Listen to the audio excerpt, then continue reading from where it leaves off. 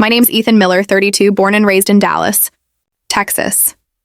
I've always been the responsible one, the good son, the guy who paid his bills on time, helped his parents with taxes, fixed their Wi-Fi, and somehow became the family's unofficial problem solver.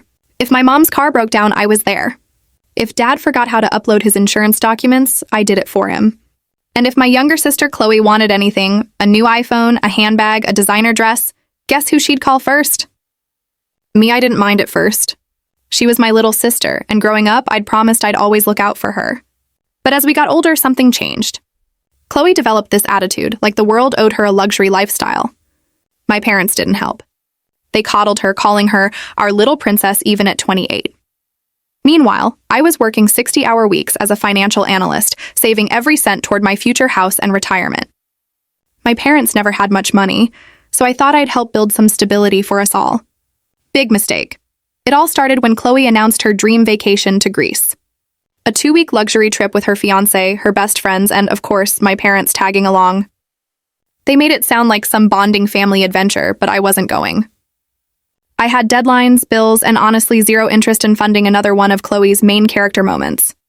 A week before the trip, Mom called. "Honey, we might need to use your card just for some reservations," she said sweetly. "Only temporary, okay? We'll pay you right back." I hesitated, but eventually agreed. It wasn't unusual for them to book things under my name for points or discounts, and I trusted them. They were family. That trust died 2 weeks later. When I returned home from work one Thursday, I found a stack of credit card statements waiting in the mailbox, pages thick as a novel. I sat at the kitchen table and opened them one by one. At first, I thought it was a mistake. $8,200 at a luxury resort in Santorini, $12,700 for VIP yacht service, $4,600 for private chef dining, $10400 at a boutique jewelry store. And it didn't stop. The charges kept scrolling like some sick joke. When I finally added it up, the total was $102,347.63. I froze. My vision blurred. My stomach turned. They'd maxed out my credit card. For a vacation I wasn't even invited to. I called Mom first. No answer, then Dad, straight to voicemail. Finally, I texted Chloe. "Ethan. Hey, did you guys seriously use my card for the trip?" Chloe. "Yeah, relax. We'll pay you back once Dad's bonus clears." Ethan. "That's over $100,000, Chloe." Chloe. "You make good money, don't you? Don't be so dramatic. That was it."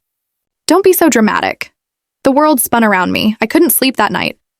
I stared at the ceiling, heart pounding, mind racing through every late night I'd spent helping them, every sacrifice I'd made.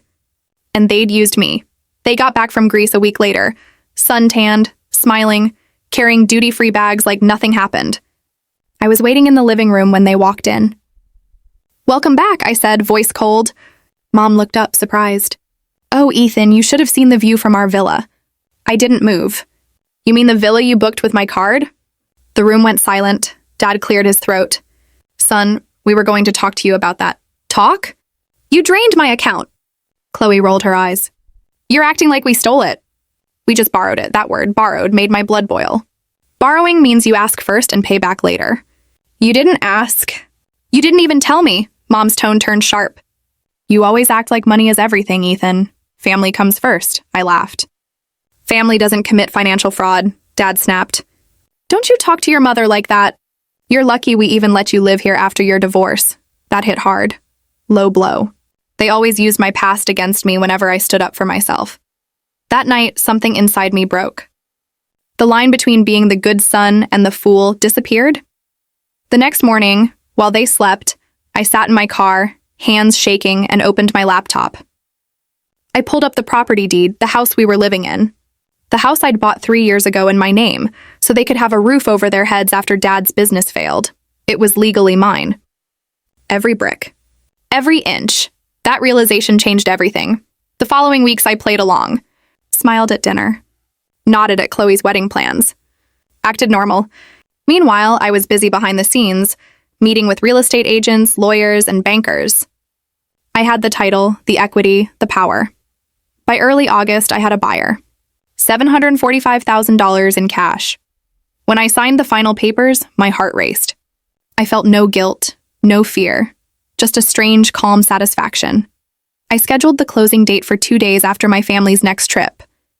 They were headed to Miami for Chloe's bridal shower week. Perfect timing. As they packed, Mom hugged me. "You sure you don't want to come, sweetie?" "No, Mom," I said, smiling faintly. "You guys go have fun." They had no idea what was coming. The day they left, I waited an hour, then called the realtor. "It's done," I said. Within 24 hours, the deal closed. The money hit my account. By the next morning, a moving crew arrived. I boxed up everything that was mine: laptop, clothes, documents. Everything else? Sold or donated. The new owners wanted a clean house, and I was happy to oblige. By the time my family's flight landed back in Dallas, the locks had been changed. At 9:14 p.m., my phone started exploding. 17 missed calls from Mom, 9 from Dad, 22 from Chloe. Finally, I answered one. "Ethan, the house, what the hell did you do?" Chloe screamed. "Oh, I sold it," I said calmly. "You sold it? Our home?" "Correction, my home." Dad grabbed the phone. "You've lost your damn mind. Where are we supposed to go?" "Maybe one of those luxury hotels you like so much," I replied. "I'm sure you'll manage." They cursed, yelled, begged, but I'd heard enough. I hung up. Later that night, I sent them a short email. Subject: reimbursement. "Dear family, I've settled my $102,000 credit card debt by selling the property that was legally mine. The rest of the proceeds I've donated to a scholarship fund for students who actually work for what they have. Don't contact me again. I wish you the best." Ethan and I turned off my phone, packed my last bag, and drove east toward Austin. The sun was rising, the sky soft orange over the highway. For the first time in years, I felt light, free. I rented a small apartment downtown, got a cat, started jogging again. Every so often, I'd get a letter from my parents, guilt trips disguised as apologies, but I never replied. A few months later, I checked my bank app. $640,000 still sitting there. I didn't touch most of it. It wasn't about the money anymore. It was about balance, justice, and peace. Sometimes revenge doesn't come from rage. It comes from calm, deliberate logic. And as I sat on my balcony one night, watching the city lights blink below, I smiled. Because for once, I wasn't the good son. I was the man who finally stopped letting people walk all over him. Moral of the story: never confuse family loyalty with emotional slavery. When people cross a line that deep, sometimes the only way to teach them is to burn the bridge they thought you'd never destroy.